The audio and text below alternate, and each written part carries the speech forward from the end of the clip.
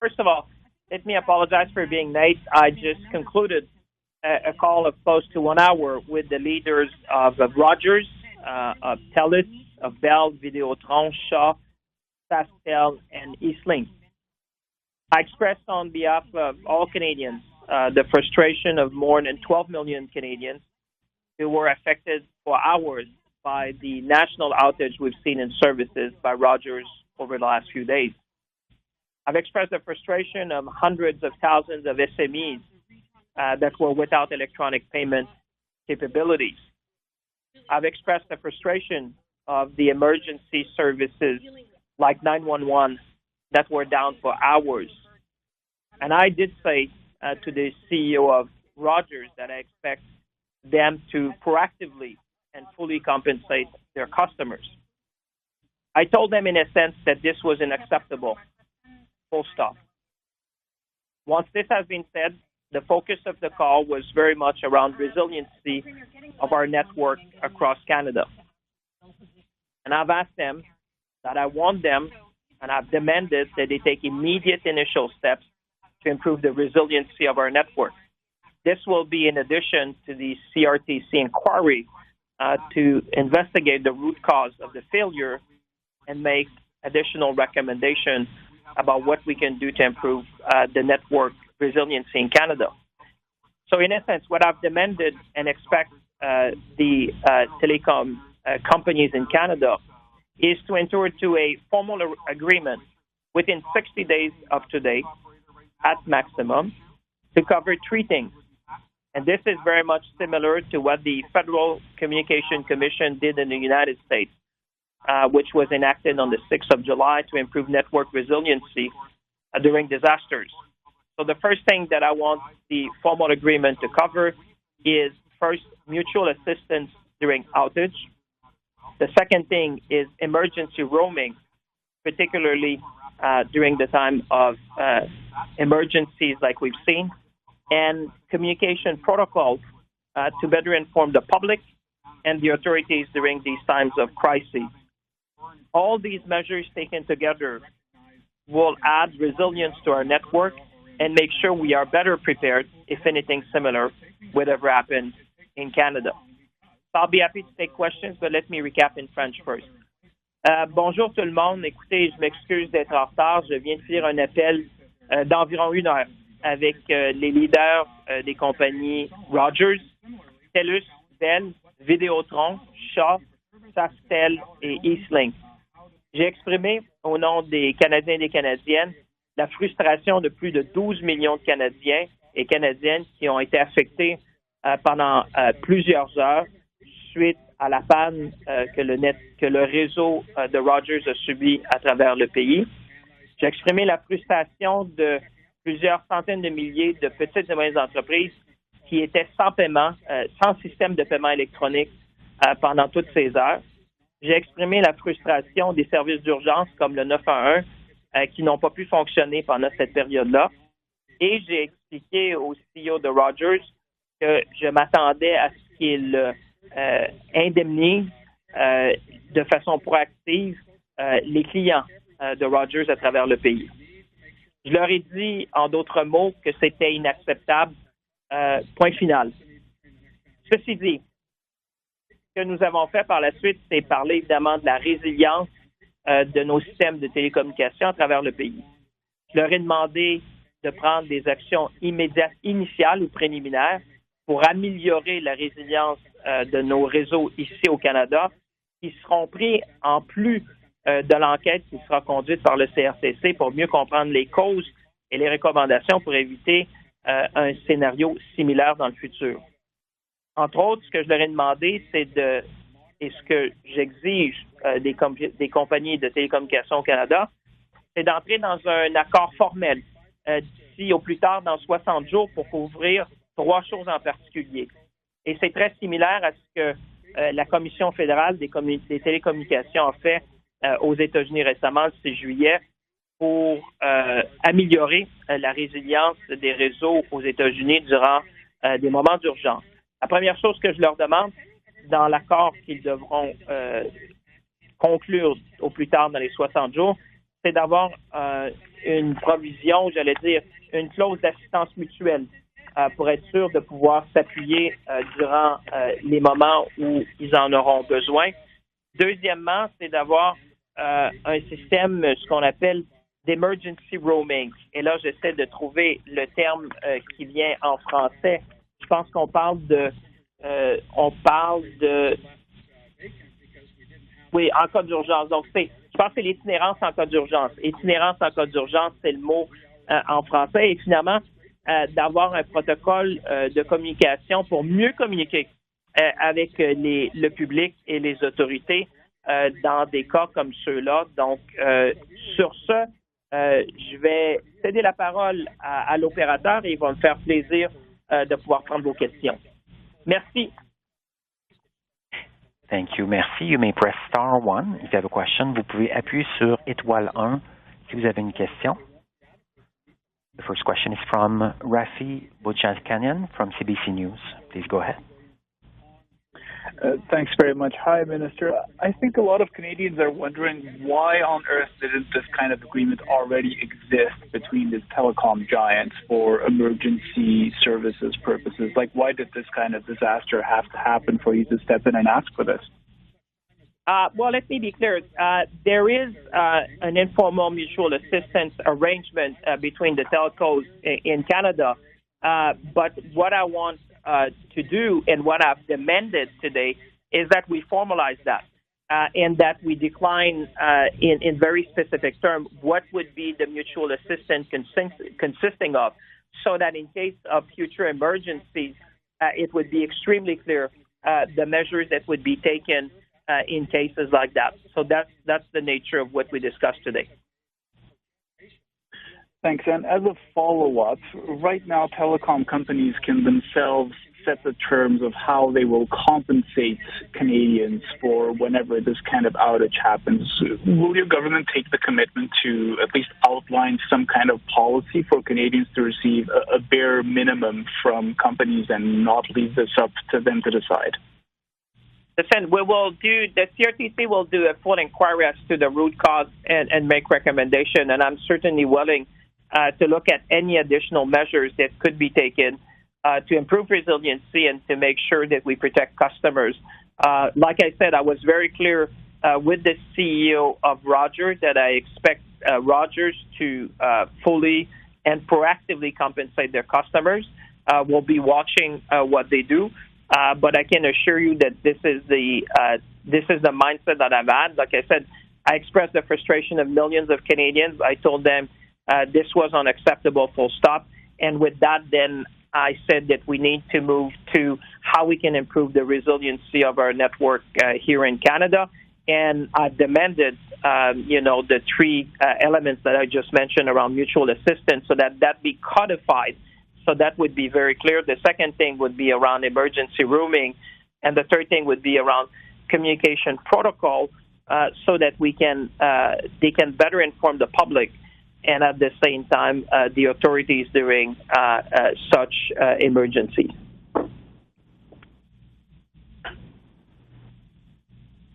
Thank you, merci. The next question is from Alexandra Posadsky from the Globe and Mail. Please go ahead. Hi there. Thanks so much for taking my questions. I just have two questions. The first is just a quick clarification. On the CRTC inquiry that you mentioned, I understand PAC had filed a request for one, and I don't believe the CRTC had confirmed whether they would be launching a full inquiry. Have you directed them to do that, or have they come out and said that they would do that? Well, I think the CRTC has already been commenting that they will do an inquiry, and certainly we expect them to do so. And I can tell you, I've been talking to the CEOs of the telcos and the CEO of Rogers, and certainly they will cooperate with that inquiry because it's in the national interest that we understand the root cause of what has happened and make sure that we have a report that would come out with a set of additional steps that we should be taking, they should be taking to make sure that we would have more resiliency. What I've announced today is really initial steps that I've demanded that they take, and they will take, and they will enter into this arrangement within 60 days. But obviously, we need to do a much deeper dive to really understand the root cause of what happened and ensure that additional steps are taken. Okay, thank you so much. And then my other question is just around this formal agreement that you've requested. So my understanding is that because this was an issue with the Rogers core network, that the other telecoms were essentially powerless to help even if they had wanted to, and that the Rogers network was so incapacitated that their customers would not have even been able to roam on other networks. I'm just wondering if you can comment on whether you think that having these measures in place would have made any difference. Listen, it would certainly offer more resiliency to our network. You know, it's a bit like COVID-19. We didn't choose the timing of that health emergency. We're certainly going to not be choosing whether there's another one or the nature of it, but we can choose to be better prepared. I approach this issue with the sense of prudence to protect Canadians, and in a way, looking at what happened over the weekend, in terms of initial steps, those are common sense steps that we need to take to make sure that we would be better prepared. To the core of your question, you know, what happened over the weekend would go beyond what we've seen or the type of assistance that could be offered. On the other end, we don't know the nature of any future failure that we could have in our core network. So therefore, you know, we want to implement something that's similar that the U.S. did recently on the 6th of July, but go well beyond that to say that there will be very specific mutual assistance protocol in terms of technical assistance, equipment, whatever would be needed in order to support one of the telco if there was a national outage. Same thing with emergency roaming. You want to put that in place. And then communication protocol. I think that a number of Canadians felt that the information was wanting, and so we want to improve that, not only with the public but also with the authorities. So this is forward-looking to make sure that we would cover more situations that can occur. But to your point, certainly the telcos were willing to offer their assistance over the weekend to Rogers, but we want to have a much more formal process in place to make sure that whatever the nature of a possible future failure would be, that we would be better prepared. And it's really in the spirit of being better prepared. I understand. Thank you so much for taking my questions. No, thanks to you. Thank you. Merci. The next question is from Barbara Schechter from the Financial Post. Please go ahead. Hello, how are you? Very good. Thank you. A busy day. Yeah, and thanks for taking the time to speak to us.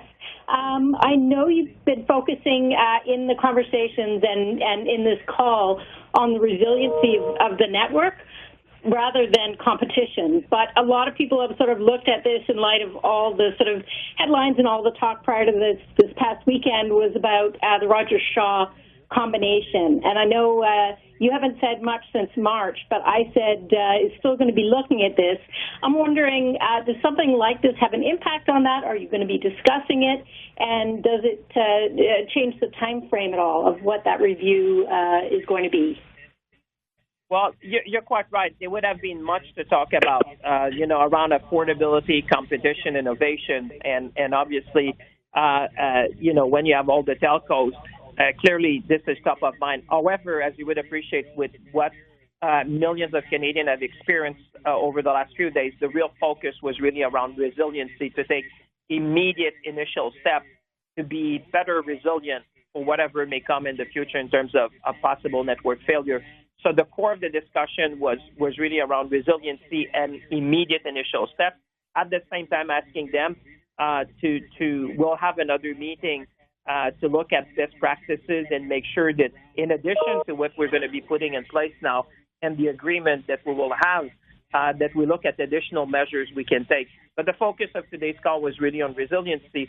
To your point about competition, I think people in Canada and certainly the CEOs of the telcos in Canada understand that I've said very clearly and openly that I will not allow the wholesale transfer of licenses from Shaw to Rogers, and I think this is well understood, and that my framework of mine when I look at these things is all about is all about affordability, and competition. That's the framework that I have in mind when I look at these things, and I think they understand that well. But today was really around resiliency because, as you appreciate, this is top of mind for Canadians, and I wanted to make sure that in no uncertain terms they understand how Canadians felt the situation to be unacceptable and that they need to take immediate initial steps to improve the resiliency of our network in Canada. Another point, just to follow up Sure. question. Sort of another point on that, you have, for competition, you have pricing, obviously, but you have choice.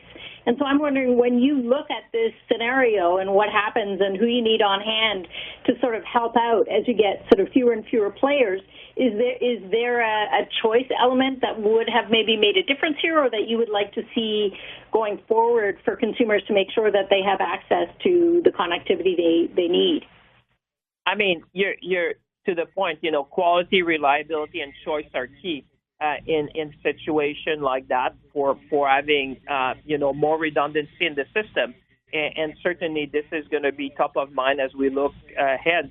And certainly what we did today, like I said, those are initial steps to respond to the situation millions of Canadians experience and making sure we take immediate initial steps. But this is just, step one, I would say. There will be additional steps, and certainly there will be lessons learned from what happened over the weekend, particularly at Rogers, because let's be clear, this was a failure by Rogers in their system. What we're doing as the regulator is now demanding from the telcos that they do better in terms of resiliency, and that we look at every other measures we can put in place so that our telecom network in Canada are more resilient. And if I could just have one more question, because from speaking to people just today, there's been a lot of looking around at what's happened internationally and, the similarities you've even drawn on what's gone on in the U.S. But what I was hearing today is that this is pretty unprecedented, having the wireless and the wireline go out together. So I wonder, I know it's early days, but is there anything that's informing your thinking there, seeing something that sort of widespread in terms of the different avenues of communication being hit at the same time? Well, that's when we need a full inquiry by the CRTC to go to the root cause analysis of what happened, and for Rogers to explain what was the root cause of the failure of their system. And in addition to that, then that there'd be recommendations as to how you make the system more resilient. We all understand that the telecommunication network is one of our most critical infrastructure in the country, and certainly there'll be lessons learned for Rogers in that, but certainly for the other telcos. So the fact that we spoke for almost an hour today with the CEOs and the CEO of these companies, what I can tell you is that everyone acknowledged this was unacceptable. That we need to work together for better quality and reliability, and certainly that there is a willingness to learn from each other. And that's why when I proposed and demanded that they enter into this formal agreement that covered the three things, all of them agreed unanimously to engage and to sign that agreement with a maximum of 60 days from now. And they welcome the leadership of the government in that and saying, we need to do this. This is one step. Like I said, I've been very clear that these are initial steps. It cannot cover everything in terms of network failure like what we've seen over the weekend. But the inquiry will certainly help us to, first you need to understand the nature of the problem before you can come out with very specific solutions. So this is very much in the mindset of, initial immediate steps, so we'll be more resilient, then an inquiry that will do a deep dive to understand the root cause, and a report that will propose additional steps. And in addition to that, having the telco comes together at a committee that we have to make sure they share best practices so that we can, each of them can learn. We already have a subcommittee which is called the Canadian Security Telecommunication Advisory Committee, and so I will be presiding that committee when it convenes in the coming weeks. And I've asked them to come with best practices so that they can be shared. And from there, we will look at additional measures we could take to have more resiliency in our network in Canada. And is there any chance it could be a made in Canada solution in terms of authorities stepping in on things like bundling? If, as one of my colleagues pointed out earlier, if this is something where a competitor can't even step in and help, is there any rationale for Canada sort of shaking up, what devices people have or what systems they have in place as their own personal backup? I'm not sure. Why don't you repeat that? I just want to make sure I address clearly your question, because obviously the emergency roaming is going to allow, in case of emergency, that you can switch from one provider to the other. That's a system that will be very much with what the Federal Communications Commission put in place in the United States to improve network resiliency during disasters. So in case of outage, there will be that, which would be allowing for switching to another network during the time of the outage. But I'm not sure this is addressing specifically the question you asked. So if it's not, ask me again, and I'll try to give you a more specific answer. Sure, that's helpful. I think it was just Alexandra who was mentioning that there were some things that maybe wouldn't be covered, that the companies maybe themselves were saying there were issues that came up here where maybe you could switch, you could get into roaming as if you'd gone to another country and just switch over from Rogers to Bell or something like that, but that there was, because it was so widespread with wireline affected and things like that, was there anything that, there could be any decision made to sort of unbundle? The sort of business side of things is saying bundle, take all your products from us and we'll give you a break. Do you see any sort of potential to sort of change that from a regulatory or oversight point of view to give people, just sort of make sure that they're not left in the dark beyond the measures you're talking about? Well, obviously, C26 would be giving additional power to the minister to direct a number of action in case of need. To your point, I think that at this stage, like I said, it's probably the smart thing to do once you have taken immediate initial steps to ensure resiliency. I think the next logical step is for having the CRTC inquiry to really understand the root cause and then look at proposed solutions. You see, I think that's the logical next step, and I remain open to look at additional measures we can take over time. But I think after what we've done today, the CRTC inquiry will be one which will certainly inform the root cause and propose, remedial action, and we'll take it from there. But certainly with the spirit of always doing more and using all the tools that we have as regulator to demand on behalf of Canadians that the network are more resilient. But let's be clear, this failure was the failure of Rogers and their system today. What we're trying to do now is on behalf of Canadians saying, listen, this was unacceptable. You need to take immediate action. There needs to be an inquiry by the CRTC, and we need to have additional measures to be more resilient. And I want us to be best in class. So that's why we look at what the Federal Communications Commission did on the 6th of July and went beyond that. And this was accepted by all the CEOs of the telco today. Thank you, merci. The last question will be from Nojoud Al-Maris from the Canadian Press. Please go ahead. Hi, Minister.